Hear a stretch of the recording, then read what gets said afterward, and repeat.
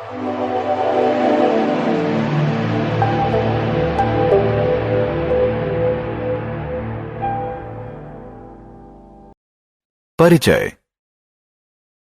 ध्रुव के विद्यालय द्वारा कुतुब मीनार की एक शैक्षणिक यात्रा का प्रबंध किया जा रहा है। इतिहास की अध्यापिका लता मैडम विद्यार्थियों को चारों तरफ ले जाती हैं और स्मारक के बारे में कई रुचिकर जानकारियां बताती हैं।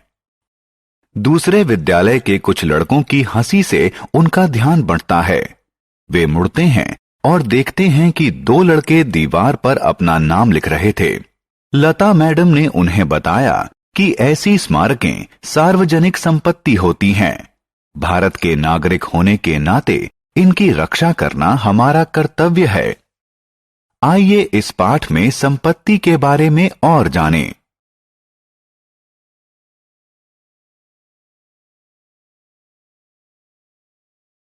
आओ सीखें। संपत्ति को परिभाषित करना, सार्वजनिक और निजी संपत्ति में भेद करना, संपत्ति के संरक्षण का महत्व बताना। संपत्ति किसी व्यक्ति या व्यक्तियों के समूह या सरकार के स्वामित्व वाली सभी चीजों को संपत्ति कहते हैं। घर, वाहन, खेत, ऐतिहासिक स्मारक, रेल और डाकघर इत्यादि संपत्तियां हैं।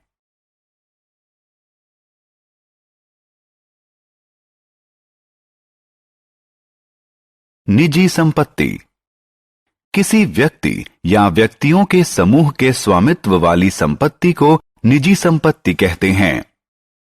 उदाहरण स्वरूप फर्नीचर, कार, घर, जमीन या आभूषण सभी निजी संपत्तियां हैं क्योंकि उनका स्वामित्व किसी एक व्यक्ति या व्यक्तियों के समूह के पास होता है।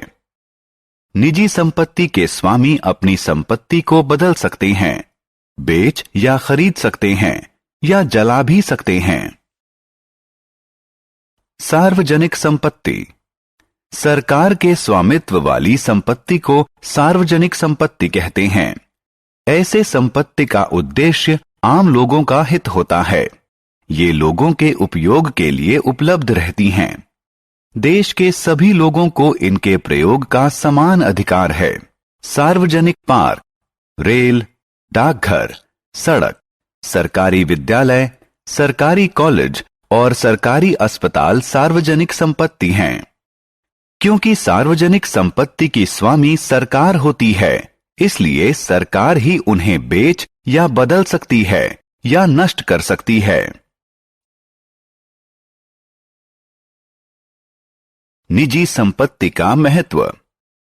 संपत्ति का स्वामित्व किसी व्यक्ति के सामाजिक स्तर को सुधारता है। निजी संपत्ति को आपातकाल में धन के बदले बेचा जा सकता है।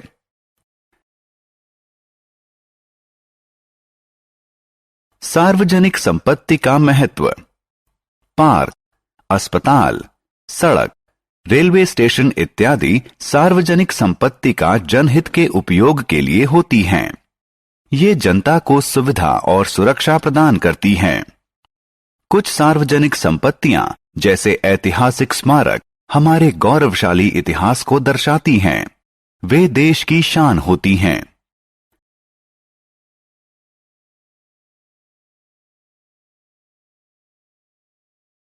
संपत्ति का संरक्षण। लोगों को संपत्ति की देखभाल करनी चाहिए। लोगों को ऐसी संपत्तियों में निवेश करना चाहिए जिससे अच्छा लाभ मिले। सार्वजनिक संपत्ति को नष्ट या विकृत नहीं करना चाहिए। उन्हें सुरक्षित और संरक्षित रखना हमारी जिम्मेदारी है।